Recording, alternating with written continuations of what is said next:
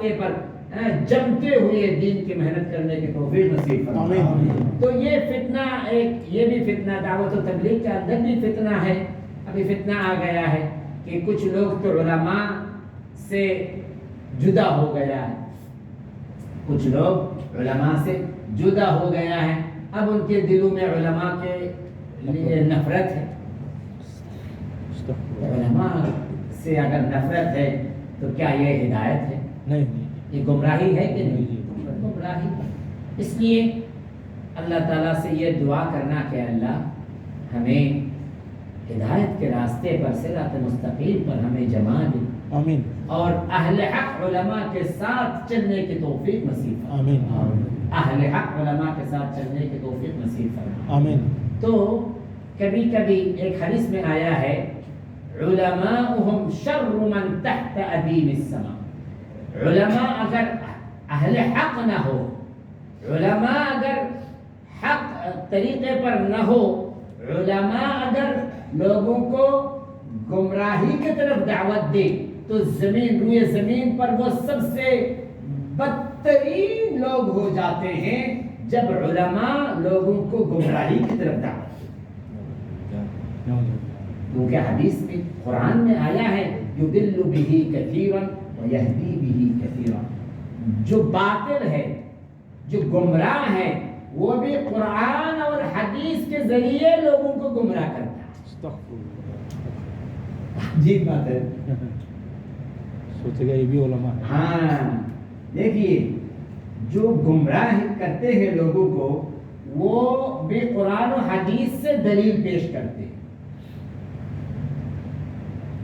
میں آپ کو ایک مثال دیتا ہوں، سورہ بقرہ میں ایک آیت ہے، سب جانتے ہیں، ختم اللہ علی قلوبہم وعلی سمعہم وعلی ابصارہم غشاوہ۔ پڑھیے میرے ساتھ، ختم اللہ علی قلوبہم وعلی سمعہم وعلی ابصارہم غشاوہ ولہم عذاب عظیم۔ اچھا، اب ایک گمراہ فرقہ والا وہ یہ اس آیت کے ذریعے گمراہ، وہ کیسے؟ اچھا، وہ سمجھتے ہیں، وہ کہتے ہیں کہ دیکھو اللہ تعالیٰ فرمایا کہ ختم اللہ علی، اللہ تعالیٰ ان کے دلوں میں مہر لگا دیا، اللہ تعالیٰ نے ان کے دلوں میں مہر لگا دیا، ان کے کانوں میں مہر لگا دیا۔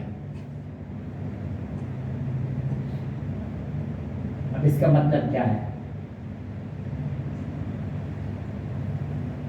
ہم تو اس کا تفسیر یہ کرتے ہیں کہ اللہ تعالی خالق ہے،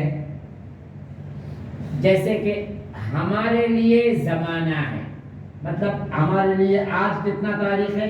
11 تاریخ ہے، کل کتنا ہے؟ 12۔ لیکن اللہ کے لیے سب برابر ہے۔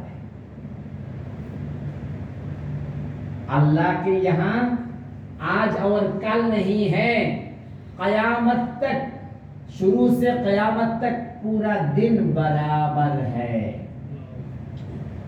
اللہ کے سامنے سب کچھ حاضر ہے، کوئی چیز غائب نہیں ہے۔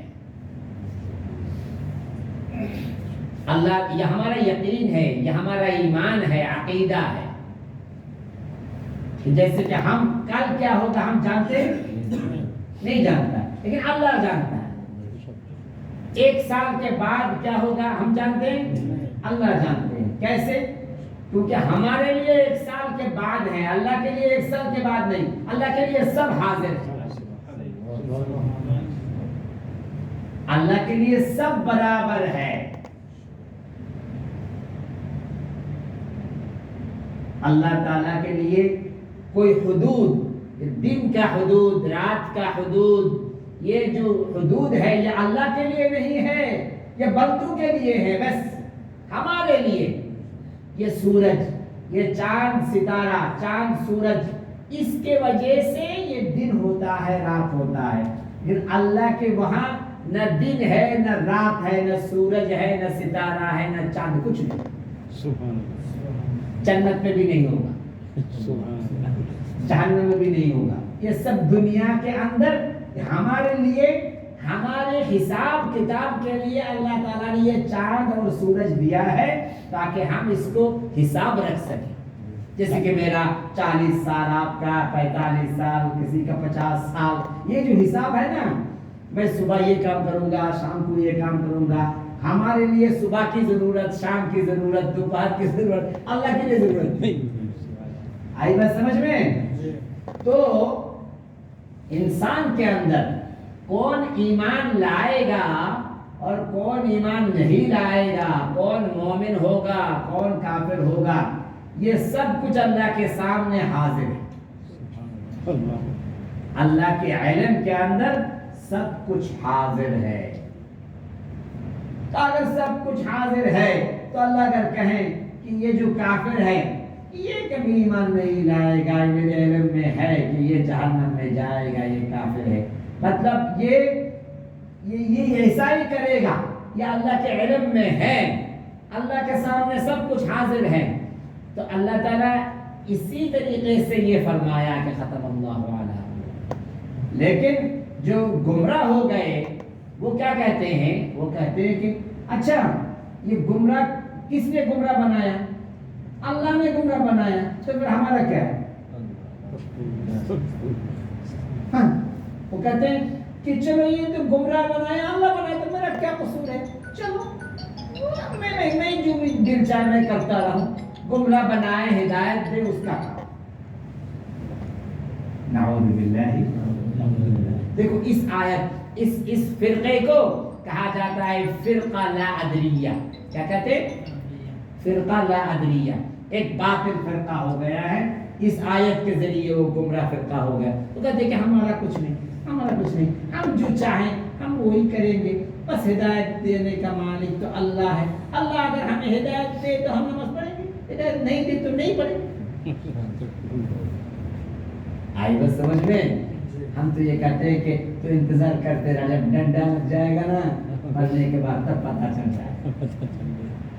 मेरे भाई दोस्तों, इसलिए हक्कानी उलमा, अहले हक उलमा के साथ रहना फर्ज है, फर्ज है, फर्ज है, ताकि कुरान और हदीस को हम सही तरीके से समझे और सही तरीके पर हम अमल कर सकें। बहुत जरूरी है, वरना गुमराह हो जाएंगे आप। तो इसी तरह अभी फिलहाल कतर में उलमा के नाम पर एक जमात आई है जो कहीं कहीं मेहनत कर रहे हैं। हमारे उलमा कहते हैं कि उनकी निस्बत अच्छा नहीं है और उनकी मेहनत का तरीक़ा और उनका जो फिक्र वो सही नहीं है। इसलिए हमें क्या करना है? बस हमें कुछ करना नहीं, बस इतना कि बस हम सही रास्ते पर चलें, उनके करीब ना हो जाए। कभी कभी क्या होता है कि चलो हम जाके जरा देखते हैं, जरा सुनते हैं क्या कहते हैं, नहीं ये भी सही नहीं है, क्योंकि अगर मैं सुनने के बाद मेरा दिल पलट जाए और मैं गुमराह हो जाऊं तो फिर मैं जहन्नम के लिए तैयार हूं। আমার কথাগুলো বুঝতেছেন আপনারা?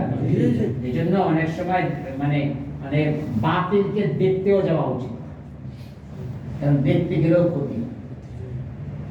এজন্য মানে একটা জামাতের সেখানে ওরা ये लोग जो है ना वो जमात के लिए नहीं आए हैं, वो खेल के लिए आए हैं, वो हया कार्ड लेकर आए हैं और ये जो कासे आलम जो है ना वो देखने के लिए आए हैं, उस उन्वान पर आए हैं।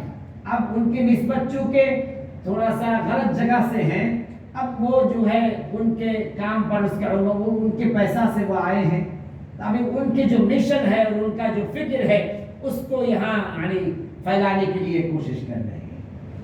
तो हम दुआ करें कि अल्लाह ताला उनके फितने से उम्मत को बचाए। हम ये दुआ करें, अपने लिए भी दुआ करें, अल्लाह हम सबको हिदायत पर इस्तिकामत के साथ रहने की को तौफीक दे और उनसे दूरी इख्तियार करें, उनसे दूरी इख्तियार करें और लोगों को बता देना कि भाई उनसे जरा अपने ईमान और अमाल की हिफाजत तो अपनी जिम्मेदारी है ना जी, अपनी जिम्मेदारी है कि अपने ईमान और अमाल की हिफाजत करें। ٹھیک ہے نا انشاءاللہ؟ تو میں دوستو اصل بات یہ ہے کہ ہمیں موت تک صحیح راستے پر محنت کرتے ہوئے زندگی گزارنا ہے، اور جنت کا جب تک فیصلہ ہو جائے اس وقت تک ہمیں محنت کرنا ہے۔ اس کے لیے کون کون تیار؟ تیار ہے انشاءاللہ کہ ہم اپنا جان مال دین کے لیے، دین کے محنت کے لیے قربان کریں؟ انشاءاللہ۔ اس کے لیے کون کون تیار ہے؟ اب دیکھو بات سنو کہ اب علماء نے یہ بتایا ہے کہ پہلے تو اس کام کو سیکھنا، محنت کو سیکھنا ہے۔ میں یہ ہمیشہ کہتا ہوں کہ چھوٹا سا بھی کام ہو، اس کام کو پہلے سیکھنا پڑتا ہے۔ یہ جو میں نے یہ پگڑی باندھا، کہ آپ اس طرح باندھ سکتے ہیں؟ نہیں۔ کیوں؟ کہ آپ نے نہیں سیکھا۔ میں اس طرح پگڑی باندھنے کے لیے کوشش کی ہے۔ مثال کے طور پر ہر چیز کے لیے محنت ہوتا ہے، سیکھنے کے لیے کچھ محنت اور کوشش، وقت دینا پڑتا ہے، محنت کرنا پڑتا ہے، تب جا کے وہ کام بندہ اچھے طریقے سے کر سکتا ہے۔ تو یہ نبی والا آخری زمانے کے امت کے لیے یہ بڑا مقام اور شان ہے کہ نبی والا کام کریں گے۔ اللہ تعالی ہم اور آپ کو یہ ذمہ داری دے کر بھیجا ہے تاکہ ہم نبیوں والا ذمہ داری لے کر چلیں گے۔ تو یہ ذمہ داری لے کر کیسے چلیں گے؟ تو یہ نبی والا محنت کو سیکھنے کے لیے کم از کم 4 مہینہ لگا۔ کتنا بھائی؟ 4 مہینہ۔ اس کا بڑا اثر ہے، بڑا حکمت ہے۔ 4 مہینہ لگا کے اس محنت کو سیکھنا ہے۔